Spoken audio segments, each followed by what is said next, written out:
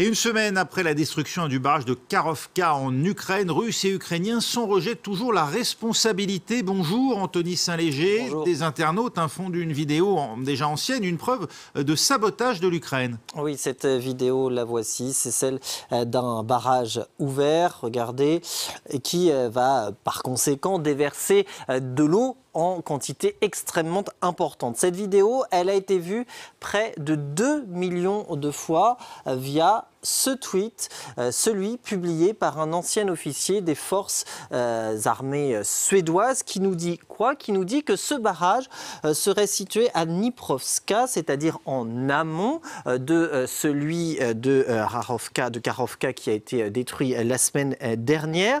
Et ce barrage aurait été ouvert volontairement par l'armée ukrainienne, non, par l'Ukraine de manière générale, après la destruction de Kakhovka. Pourquoi? Tout simplement pour inonder la région de Kherson et donc aggraver la situation dans une zone évidemment déjà lourdement sinistrée. Une preuve, une indication claire, nous dit-il, que l'Ukraine est donc le coupable initiale. Cette idée, elle a été reprise aussi par plusieurs internautes et notamment le fondateur de Mega Upload qui lui reprend donc l'une des phrases du tweet et qui rajoute aussi cette suggestion, si je puis dire, que l'Ukraine maintient donc volontairement le niveau de l'eau élevé. Pourquoi? Eh bien là encore, pour inonder les régions en aval, une stratégie de sabotage en somme. Cette vidéo, elle a bien été tournée en Ukraine?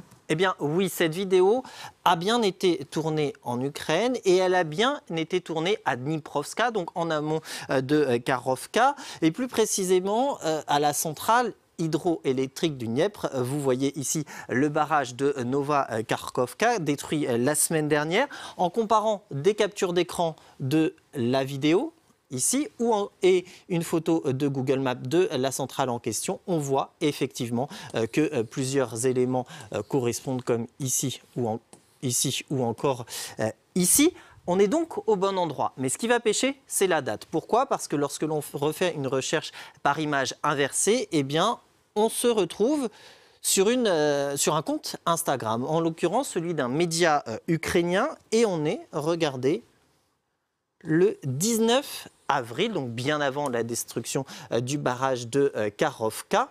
Et on apprend via ce journal qu'il y a à l'époque une montée importante des eaux du fait des pluies printanières et aussi de la fonte des glaces. Et cette information, elle a été confirmée à nos confrères de 20 minutes par la chef de laboratoire à l'Institut ukrainien des problèmes hydrauliques et de l'aménagement du territoire. Et c'est précisément pour cette raison que le barrage a été ouvert pour justement libérer ce surplus d'eau.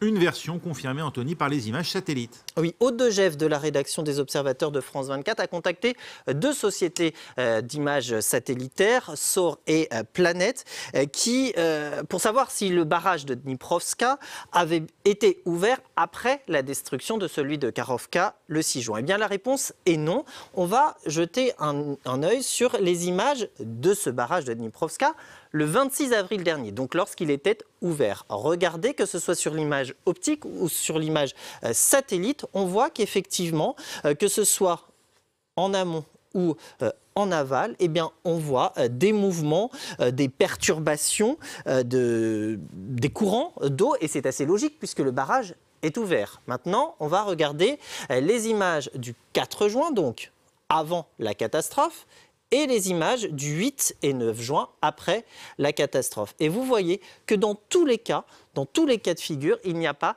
de traces d'écoulement d'eau en amont. Et c'est logique puisque le barrage, c'est une indication que le barrage n'était pas ouvert à cette époque, que ce soit avant, mais surtout après, donc après la destruction du barrage de Kakhovka. Ce qu'on peut noter seulement, c'est que le niveau d'eau en aval ici a baissé le 8 et 9 juin, mais c'est logique puisque le barrage de Kakhovka qui est situé plus bas était détruit et donc avait laissé s'écouler l'eau. Tout ça pour dire que le barrage de Dniprovska n'a donc pas été ouvert après la destruction de celui de Kakhovka dans le but d'aggraver la situation dans la région de Kherson, comme ont pu l'affirmer certaines situations. Alors l'exemple de ce soir, il vise à faire porter le chapeau à l'Ukraine, mais il faut préciser aussi qu'il y a des comptes pro-Kiev qui vise à porter la responsabilité à la Russie. Quoi qu'il en soit, à l'heure actuelle, que ce soit la responsabilité de la Russie ou de l'Ukraine, elle n'a pas été officiellement déterminée.